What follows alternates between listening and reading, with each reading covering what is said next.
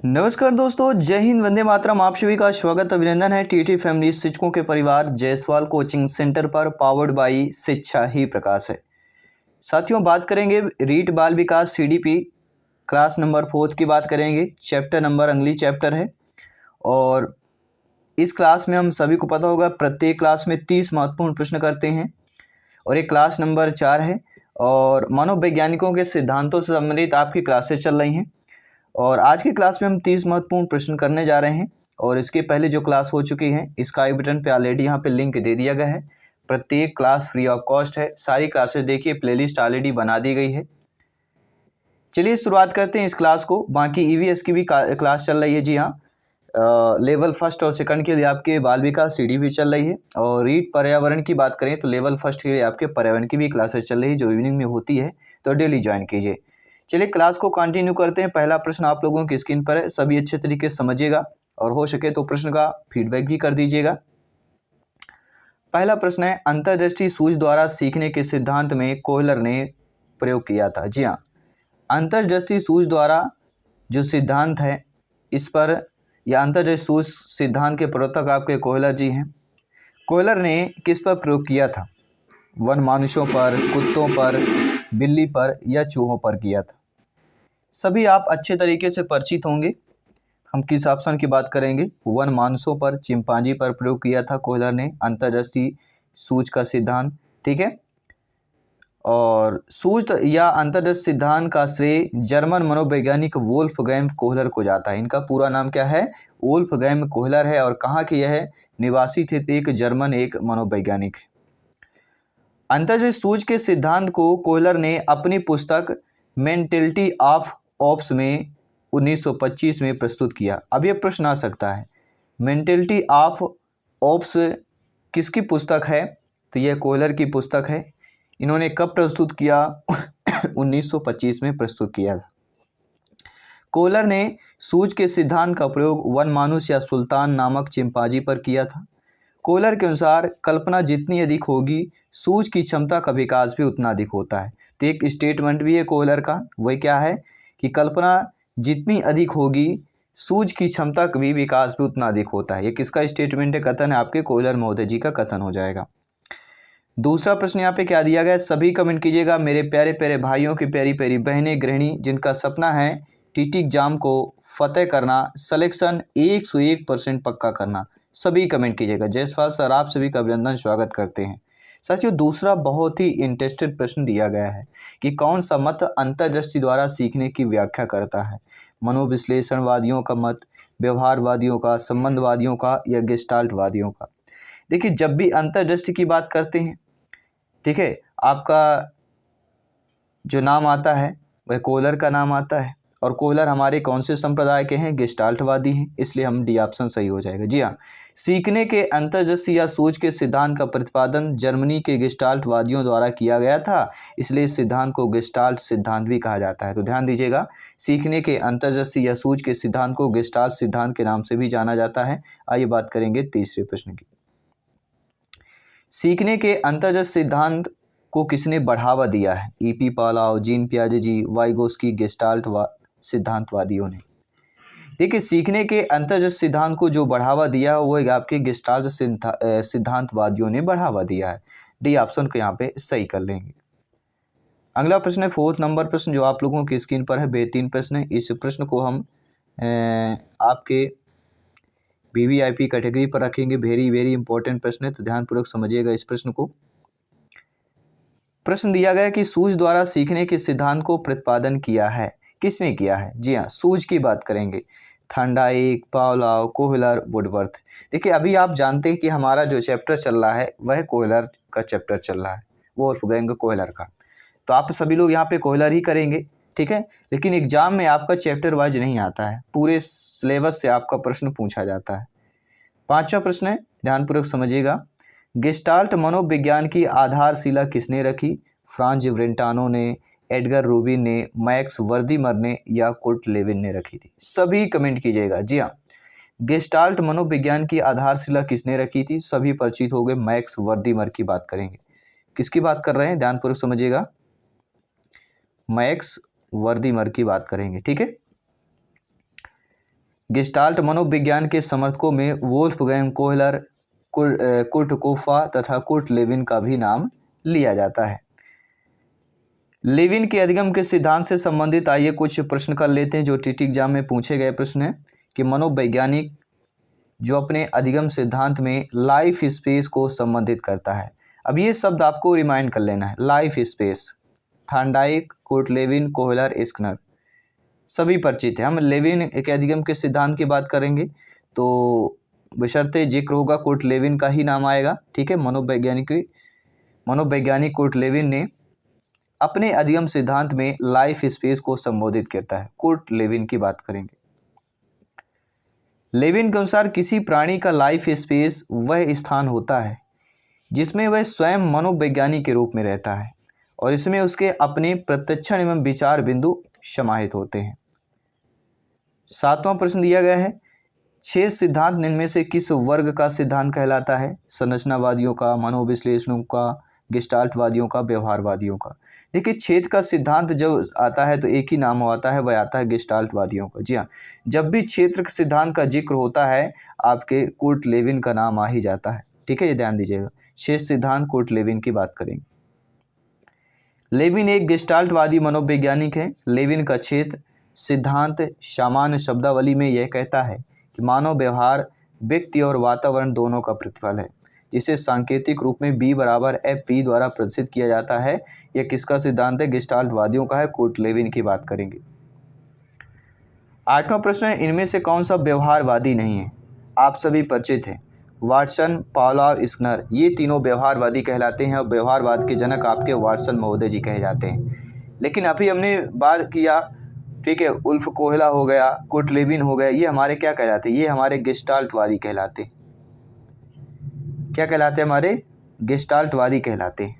इसलिए व्यवहारवादी कौन नहीं है तो आपके कुर्ट लेविन आपके व्यवहारवादी नहीं, ये हमारे क्या हो जाएंगे? गेस्टाल्टवादी कहला जाते हैं। व्यवहारवादी में आपके BF स्किनर आते हैं, EP पावलोव आते हैं, क्लार्क हल आते हैं, एडवर्ड टालमैन आते हैं और आपके Kurt Lewin, Kurt Koffka, Wolfgang Kohler, ये हमारे क्या कहलाते हैं? गेस्टाल्टवादी अर्थात समग्रवाद। समग्रवाद शब्द है तो गेस्टाल्टवादी के ही मनोवैज्ञानिक है। ठीक है, तो आपको डाउट बिल्कुल नहीं होना अपने मन में। आइए बात करेंगे अगले प्रश्न की। बंडूरा के अधिगम के सिद्धांतों के प्रश्नों को जिक्र करते हैं जो आपके टीटी एग्जाम में पूछे गए प्रश्न हैं। सामाजिक अधिगम आरंभ होता है अलगाव से, भीड़ से, संपर्क से या दर्श सभ्य सामग्री से होता है। सभी कमेंट कीजिएगा। मेरे प्यारे प्यारे भाइयों की प्यारी प्यारी बहनें, गृहिणी, शिक्षक बंधु, टीचर्स, ब्रदर्स एंड सिस्टर्स, सभी कमेंट कीजिएगा। देखिए, आपका एक एक कमेंट यहाँ पे फीडबैक जायसवाल सर अभिनंदन स्वागत करते हैं। जी हाँ, आपका एक एक कमेंट फीडबैक सर्वोपरि सर्वमान्य है। साथियों, सामाजिक अधिगम जो आरंभ होता है वह किससे होता है? संपर्क से होता है, कंटेक्ट से होता है। किससे होता है? कंटेक्ट से होता है। अगर आपका देखते होंगे कहीं ना कहीं कंटेक्ट होता, आपने मिला नहीं होगा, लेकिन आपका कंटेक्ट है, सोशल मीडिया के जरिए बातचीत होती है, वो एक सामाजिक अधिगम का आरंभ माना जाता है। वह होता है संपर्क से, कंटेक्ट से होता है। क्योंकि जितना अधिक लोगों के सामाजिक अधिगम होगा उतना ही अधिक होता है। मतलब सामाजिक अधिगम लोगों के संपर्क में आने पर संपर्क बनेगा, आरंभ होता है। जितना अधिक लोगों में सामाजिक अधिगम होगा उतना ही अधिक होता जाता है। ठीक है, जितना संपर्क बनेगा, जितना कंटेक्ट बनता जाएगा। प्रेक्षणात्मक अधिगम संप्रत्यय खाली स्थान द्वारा दिया गया। टॉलमैन, थॉर्नडाइक, बंडूरा, कोहलर, सभी कमेंट करके बताइएगा। देखिए, प्रेक्षणात्मक अधिगम संप्रत्यय की अगर बात करें किसके द्वारा दिया गया है? आपके बंडूरा के द्वारा दिया गया है। ठीक है, जी हाँ, जब भी प्रेक्षणात्मक अधिगम के संप्रत्यय की बात करें अल्बर्ट बंडूरा का नाम ले लीजिएगा, ले लेना है। ठीक है, चलिए बात करेंगे अगले प्रश्न की। 11वां नंबर प्रश्न है। लगभग 10 प्रश्न कंप्लीट कर चुके हैं, 20 प्रश्न और कंप्लीट करेंगे, इस क्लास को कंप्लीट करेंगे। अल्बर्ट बंडूरा के सामाजिक अधिगम सिद्धांत के अनुसार निम्न में से कौन सा सही दिया गया है? कि बच्चे के सीखने के लिए प्रतिरूपण अर्थात मॉडलिंग एक मुख्य तरीका है। अनसुलझा संकट बच्चे को नुकसान पहुंचा सकता है। संज्ञानात्मक विकास सामाजिक विकास से स्वतंत्र होता है। या खेल अनिवार्य है और उसे विद्यालय में प्राथमिकता दी जानी चाहिए। देखिए, अल्बर्ट बंडूरा की बात करें, इनके सामाजिक अधिगम सिद्धांत के अनुसार जो सही होता है कि बच्चों के सीखने के प्रतिरूपण या मॉडलिंग क्या होता है? एक मुख्य तरीका होता है सीखने के लिए। प्रतिरूपण और मॉडलिंग ये क्या होता है? मुख्य तरीका होता है। पहला ऑप्शन जो है अल्बर्ट बंडूरा के सामाजिक अधिगम सिद्धांत की अगर बात करें वह हमारा सही दिया गया है। बाकी जो ऑप्शन दिए गए हैं कि अनसुलझा संकट को नुकसान पहुंचाना, संज्ञानात्मक विकास सामाजिक विकास से स्वतंत्र है, ये सारे असत्य हैं और उपता के रूप, ठीक है, अकथनीय यहाँ पे दिए गए हैं। अगला प्रश्न, अल्बर्ट बंडूरा निम्न से किस सिद्धांत से संबंधित है? सामाजिक अधिगम सिद्धांत, व्यवहारात्मक सिद्धांत, विकास का संज्ञानात्मक सिद्धांत, विकास का मनोसामाजिक सिद्धांत। देखिए, जब भी अल्बर्ट बंडूरा का जिक्र होता है, जी हाँ, अल्बर्ट बंडूरा किस सिद्धांत से संबंधित कहे जाते हैं? अल्बर्ट बंडूरा का नाम आए जब भी सामाजिक अधिगम लिखा हो, ये ध्यान दीजिएगा, ये कीवर्ड आपको पहचान लेना है। सामाजिक अधिगम लिखा हो, आंख बंद करके अल्बर्ट बंडूरा के ऑप्शन को क्लिक कर देना है और 1 नंबर प्राप्त कर लेना है। जी हाँ, पहला ऑप्शन यहाँ पे सही हो जाएगा। अल्बर्ट बंडूरा ने 1969 टू 71 में सामाजिक बालकों का विद्यालय प्रदर्शन में असफलता का अर्थ, कारण एवं उपाय एवं अधिगम सिद्धांत का प्रतिपादन किया। सामाजिक अधिगम सिद्धांत अधिगम के संज्ञानात्मक क्षेत्र के सिद्धांत के अंतर्गत आता है। जी हाँ, जो सामाजिक अधिगम का सिद्धांत है, यदि के जो अधिगम का संज्ञानात्मक क्षेत्र का सिद्धांत है, उसी के अंतर्गत आता है। और इस सिद्धांत के अनुसार व्यक्ति जो कुछ भी सीखता है वह दूसरों के द्वारा ही सीखता है। आइए बात करेंगे अगले प्रश्न से, अधिगम और अध्यापन। जी हाँ, आप अगला चैप्टर आपका अधिगम और अध्यापन के चैप्टर से हम प्रश्न करेंगे। अगला प्रश्न यह है, शिक्षण का अर्थ तथा उद्देश्य, इनके प्रकार, संज्ञानात्मक क्षेत्र का सही क्रम है, ज्ञान, अनुप्रयोग, अवबोध, विश्लेषण, संश्लेषण, मूल्यांकन। ये 4 ऑप्शन दिए गए हैं। देखिए, शिक्षण के अर्थ, उद्देश्य और उनके प्रकार के संज्ञानात्मक क्षेत्र का जो हमारा सही क्रम होता है वह आपका हो जाएगा ज्ञान, इसके बाद अवबोध, फिर अनुप्रयोग, फिर विश्लेषण, संश्लेषण, अंत में मूल्यांकन होता है। ठीक है, आइए बात करेंगे अगले प्रश्न की। बाकी सभी परिचित होंगे। ब्लूम ने 1956 में संज्ञानात्मक क्षेत्र के उद्देश्यों को पुनः क्रम से 6 भागों में विभाजित किया था।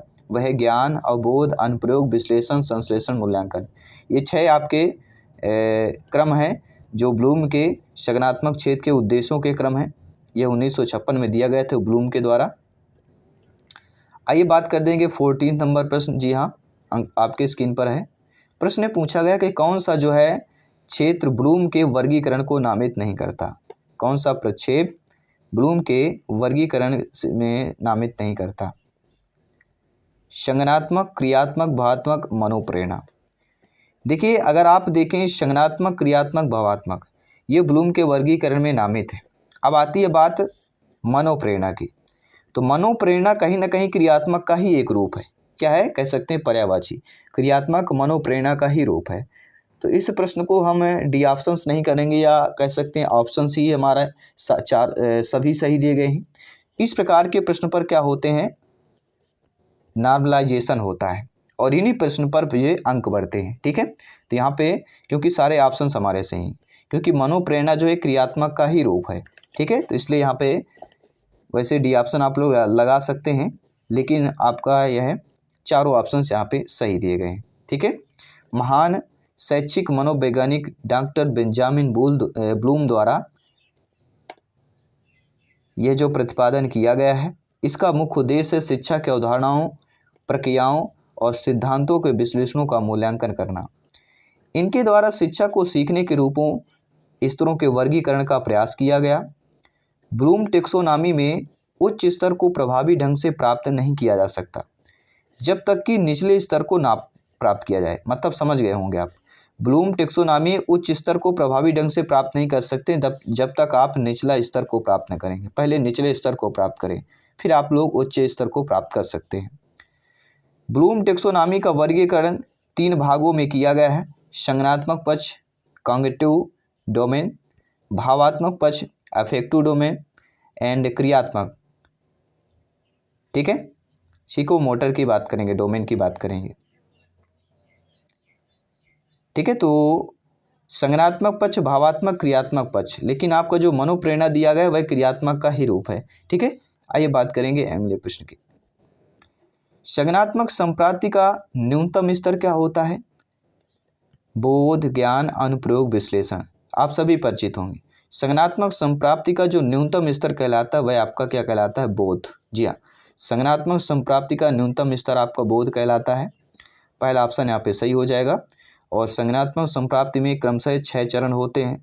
पहला होता है ज्ञान, समझ, अनुप्रयोग, विश्लेषण, संश्लेषण और आपका अंतिम मूल्यांकन होता है। निम्नलिखित में से कौन सा कथन जो है शिक्षण के संदर्भ में सही नहीं दिया गया है? देखिए, शिक्षण एक अंतःक्रियात्मक प्रक्रिया है, बिल्कुल सही है। शिक्षण एक त्रिमुखी प्रक्रिया है। शिक्षण एक प्रभाव निर्देशित प्रक्रिया है, ये भी सही दिया गया है। शिक्षण केवल कक्षा तक सीमित रहने वाली प्रक्रिया है, ये बिल्कुल सही होगा, क्योंकि केवल कक्षा शब्द है, क्योंकि पेडागॉजी में केवल शब्द जो है ये नेगेटिव में माना जाता है। जब भी ये शब्द आए नेगेटिव ऑप्शंस पर क्लिक कर लेना है, मतलब नेगेटिव प्रश्न होगा तो ये नेगेटिव ऑप्शंस माना जाएगा। डी ऑप्शन यहाँ पे सही हो जाएगा। आइए बात करेंगे अगले प्रश्न की। इनमें से कौन सा संज्ञानात्मक छेद से संबंधित नहीं है? बहुत अच्छा प्रश्न है, इंटरेस्टेड प्रश्न है, आप सभी परिचित होंगे शायद। देखिए, बोध, अनुप्रयोग, ज्ञान, ये तीनों संज्ञानात्मक छेद से संबंधित हैं। आपका अनुमूल्यन जो है यह संज्ञानात्मक छेद से संबंधित नहीं है, इसलिए according two questions right option number first option यहाँ पे सही हो जाएगा। क्योंकि देखिए, ब्लूम ने संज्ञानात्मक छेद के उद्देश्यों को 6 वर्गों में विभाजित किया, हम बात भी कर चुके हैं पिछले क्वेश्चन पर। ज्ञान, बोध, अनुप्रयोग, विश्लेषण, संश्लेषण और आपका मूल्यांकन। ठीक है, ये आपको 6 अपने माइंड पर रिमाइंड कर लेना है। अगला प्रश्न है, बालक के व्यवहार का कौन सा पक्ष उसकी रुचियों, मनोवृत्तियों से संबंधित होता है? तो बालक के व्यवहार रिलेशन का ऐसा पक्ष जो उसकी रुचि, ये सब देखेगा, उसकी रुचि और मनोवृत्ति से संबंधित होता है, वह पक्ष आपका और कोई नहीं, भावात्मक पक्ष कहलाता है। कौन सा पक्ष कहलाता है? बालक के व्यवहार का भावात्मक पक्ष उनकी रुचि और मनोवृत्ति से संबंधित होता है। क्योंकि बालक के व्यवहार का भावात्मक पक्ष उसकी रुचियों मनोवृत्ति से संबंधित होता है, बालक की रुचि, मनोवृत्ति तथा आवश्यकताओं के आधार पर उसके व्यवहार में भी परिवर्तन होता रहता है। इसलिए व्यवहार का भावात्मक पक्ष परिवर्तनीय होता है। बालक का जैसे जैसे विकास होता है वैसे उसे उसके व्यवहार के भावात्मक पक्ष में भी स्थायित्व भी आता जाता है। अगला प्रश्न है, शिक्षा बच्चों की सहायता होती है उनके शारीरिक विकास में, केवल मानसिक में, सर्वांगीण में या केवल चरित्र में? बहुत ही सिंपल साधारण सा प्रश्न है कि शिक्षा जो होती है बच्चों की सहायता होती है उनके सर्वांगीण विकास में सहायता होती है। सी ऑप्शन का यहाँ पे सही कर लेना है। अगला प्रश्न है, आप शिक्षक बंधु हैं, आप भावी अध्यापक अध्यापिकाएं हैं, जब आपकी नियुक्ति होगी, आप शिक्षक बनेंगे, विद्यालय में पढ़ाने जाएंगे, तो आपके अनुसार शिक्षण क्या होगा? जी हाँ, आपके अनुसार शिक्षण क्या होगा सभी बताइएगा। शिक्षण एक प्रक्रिया है, शिक्षण एक कौशल है, शिक्षण एक कला है, या बी और सी दोनों, कौशल कला दोनों है? तो एक शिक्षक के लिए यानी आपके अनुसार, हमारे अनुसार जो शिक्षण होता है वह कला भी होती है और कौशल भी होता है। तो जो डी ऑप्शन दिया गया है बी और सी दोनों वाला हमारा सही हो जाएगा, अर्थात डी ऑप्शन सही हो जाएगा। अगला प्रश्न है, शिक्षा का उद्देश्य क्या होता है? अच्छा नागरिक बनाना, ऐसे व्यक्तियों का निर्माण जो समाज के लिए उपयोगी हो, व्यवहारिकता का निर्माण, या उपरोक्त सभी? देखिए, शिक्षा का जो उद्देश्य होता है, जी हाँ, शिक्षा का उद्देश्य एक अच्छा नागरिक बनाना भी होता है, ऐसे व्यक्तियों का निर्माण जो समाज के लिए उपयोगी हो, व्यवहारिकता का निर्माण भी करना। तो उपरोक्त सभी जो दिया गया वह हमारा ऑप्शन सही हो जाएगा। ये सारे शिक्षा के उद्देश्य होते हैं।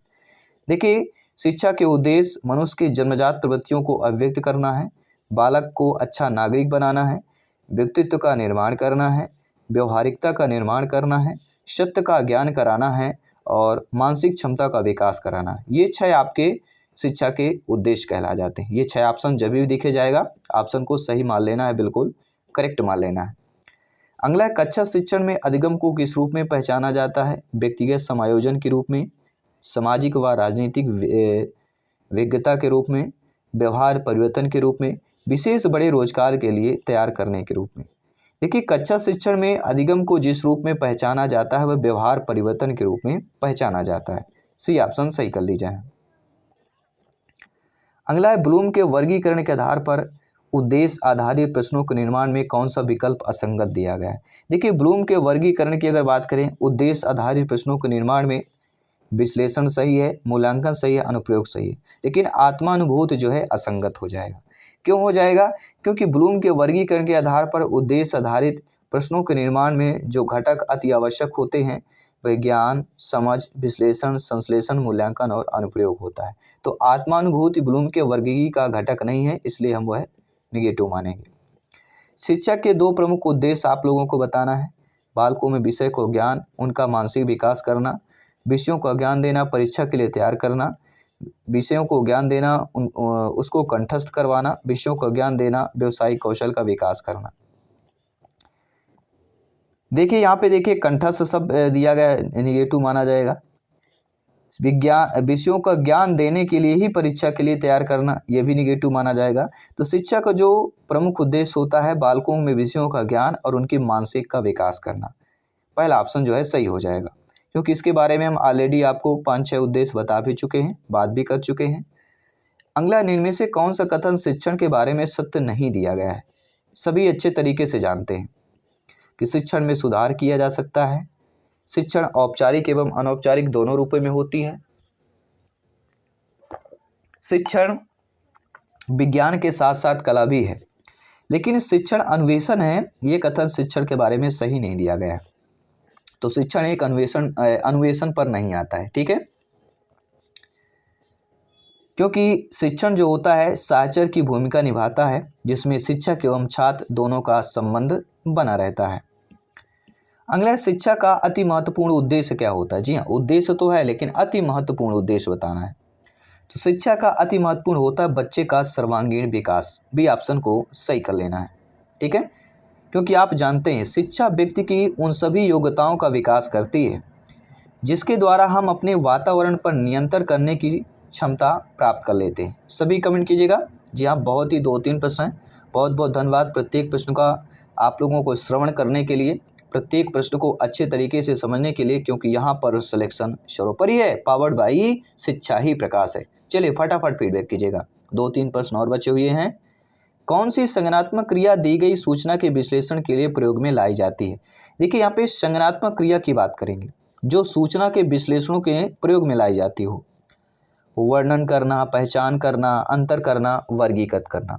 तो आप सभी जानते हैं इसमें जो होता है अंतर करना जो है संज्ञानात्मक क्रिया में दी गई सूचना के विश्लेषण में प्रयोग में लाई जाती है, वह अंतर करना क्या है? किसी भी सूचना के मध्य अंतर करने या उनका आपस में करने के लिए सूचनाओं का विश्लेषण करना आवश्यक तुलना में किया जाता है।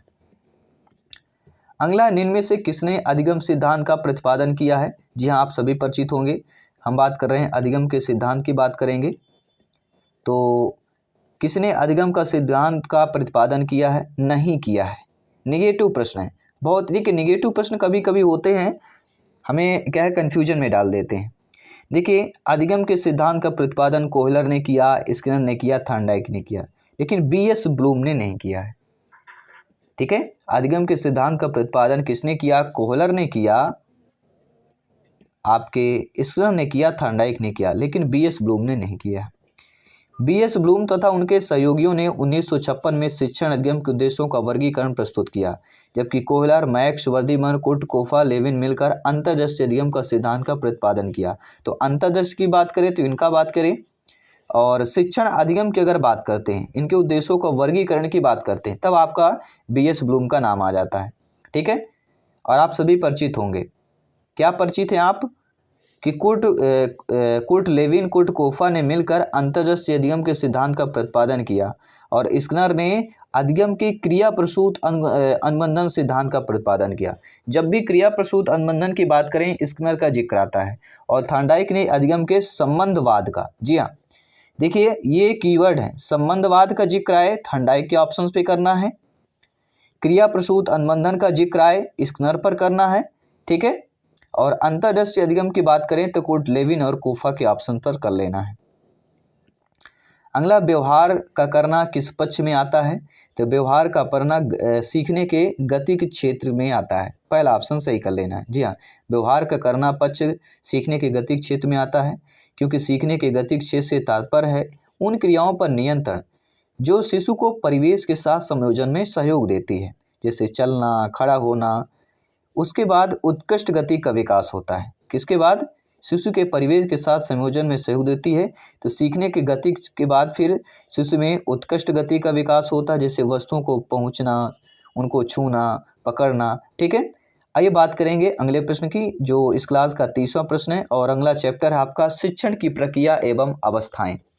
देखिए शिक्षण की प्रक्रिया में विद्यार्थी जो होता है आश्रित चर होता है, स्वतंत्र चर होता है, मध्यस्थ चर होता है, या इनमें से कोई नहीं? सभी कमेंट करके बताइए। तो शिक्षण की प्रक्रिया में जो विद्यार्थी होता है वह आश्रित चर होता है, वह शिक्षक पर आश्रित रहता है या पढ़ाने वाले पर आश्रित रहता है, जिसके द्वारा ज्ञान दिया जाता है उस पर आश्रित रहता है, क्योंकि शिक्षण प्रक्रिया की बात कर रहे हैं। ठीक है, शिक्षण प्रक्रिया की बात करें, शिक्षण एक कैसी प्रक्रिया है, तो शिक्षण एक सामाजिक प्रक्रिया है और इस प्रक्रिया में 3 चर होते हैं, शिक्षक, विद्यार्थी और पाठ्यक्रम। और शिक्षक इसमें क्या होता है, शिक्षक इसमें स्वतंत्र चर होता है, विद्यार्थी आश्रित चर होता है और पाठ्यक्रम हस्तक्षेप या मध्यस्थ चर कहलाता है। तो इन तीनों को अच्छे तरीके से पढ़ लीजिएगा। स्वतंत्र चर शिक्षक, विद्यार्थी होता है आश्रित चर और पाठ्यक्रम जो होता है हस्तक्षेप या मध्यस्थ चर होता है। और आप सभी के लिए आज के लिए मॉक क्वेश्चन है कि शिक्षण एक प्रक्रिया है। शिक्षक द्वारा अधिगमकर्ता को ज्ञान के स्थानांतरण की, अधिगम को निर्देशित करने की, अनुदेशन देने की या शिक्षण अधिगम का सरलीकरण करने की। इस मॉक क्वेश्चन के आंसर आप लोगों को कमेंट करके बताना है। और ये क्लास के 30 प्रश्न आपके कैसे लगे, आपने अच्छे तरीके से समझा, नीचे कमेंट बॉक्स में अवश्य अपना फीडबैक करिए। प्रत्येक भाई बहन शिक्षक बंधु, प्रत्येक टीचर्स, ब्रदर सिस्टर सभी कमेंट कीजिएगा। जायसवाल सर आपके कमेंट का आप सभी का स्वागत अभिनंदन करते हैं। जल्द मिलते हैं आपकी अगली क्लास पर। सभी मित्रों को जय हिंद, वंदे मातरम, धन्यवाद सभी का।